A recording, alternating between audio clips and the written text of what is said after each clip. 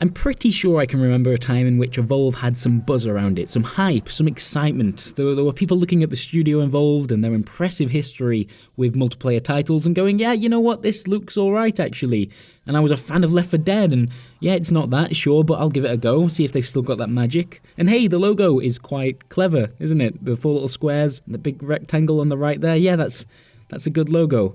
But that unimaginable level of excitement was all quite a while ago now, wasn't it? It was before they launched the public alpha and then the public beta. It was before a rather damning Gymquisition feature, and it was also before threads like this one and that one and all of these ones as well.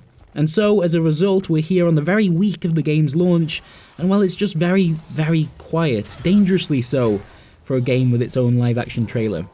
Look at that! So what killed the enthusiasm then? There isn't a water cooler in the Eurogamer office, but if there was, I don't think there'd be many people huddled around it talking about Evolve, at least not playing Evolve. Anyway, this sounds like the point of the video, doesn't it? They'd probably be talking about Evolve's DLC plan instead, and they'd be frowning as they did that. Maybe a bit of a confused frown, actually. Why confused? Presumably they're professional games journalists with years of experience in covering video game launches and the accompanying content. Well, yes, they are, but the Evolve DLC plan is a particular mess. Seriously, let me try and run you through it. Let's say you're thinking about buying the game on the PC, an excellent choice in platform, if I may say so, and, if you're going through Steam, you can grab the standard version of the game right now for £35. That sounds simple enough, but hey, you sure you don't want to maybe pick up the Season Pass whilst you're at it? So with the Hunting Season Pass, you'll get 4 additional hunters, one of each class, which are going to be released in the spring of this year. There's also some extra monster skins if that's what you're into, but no, you don't fancy that? Well, let me just quickly point out that usually this Season Pass would cost you £20, but if you were to buy the Evolve Digital Deluxe version of the game from the start, you're looking at just 47 quid for the whole lot. That saves £8 right off the bat.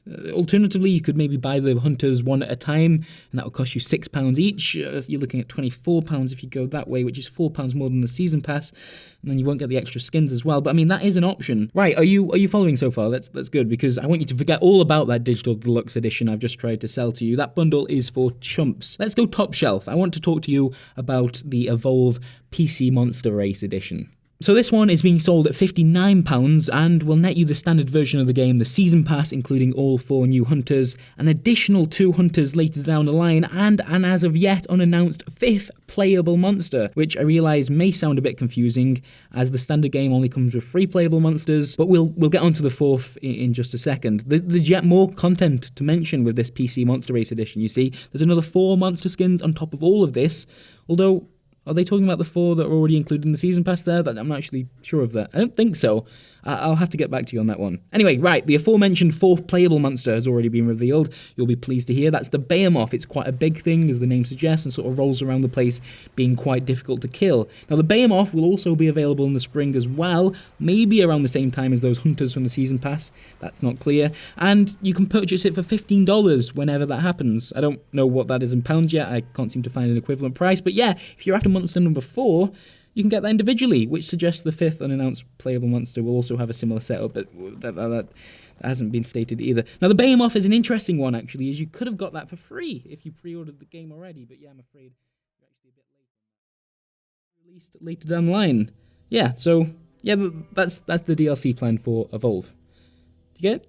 Now, that confusing mess of content strategy is also the reason that a vocal number of players have spoken out against Evolve, even before the launch date. They feel insulted or exploited, a bit tired after reading through all of those different bundles of content. Evolve has problems outside of the marketing campaign, I really do think it does, but man, talk about starting off on the wrong foot. Now, there has been some damage control taking place since all of this criticism started to rein in, with people like Phil Robb, the co-founder of Turtle Rock, coming out and defending this additional content, explaining that the monsters and the hunters that are included in these bundles haven't been finished yet. That isn't a case of Day 1 DLC, according to Robb, who does appear pretty frustrated with the reaction they've received so far. And you know what? I'm not completely unsympathetic.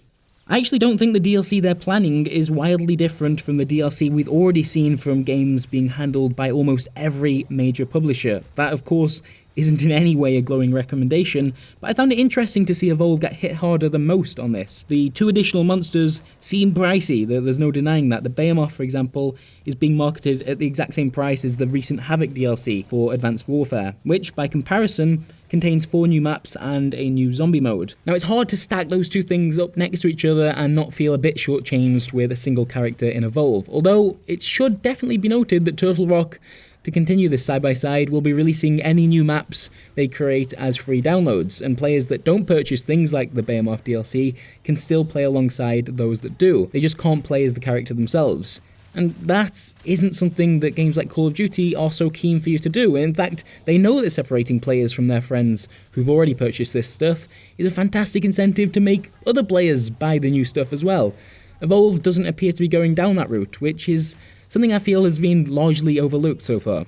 The problem here has a lot to do with perception, as far as I can tell, an entirely overzealous marketing campaign from 2K Games that is turning players away that just want to play the game and not navigate a maze of extra content that they may be missing out on. Evolve has barely been given the chance to stand on its own legs and prove that it's actually a fun video game, worth our time before being buried in a mountain of future content plans.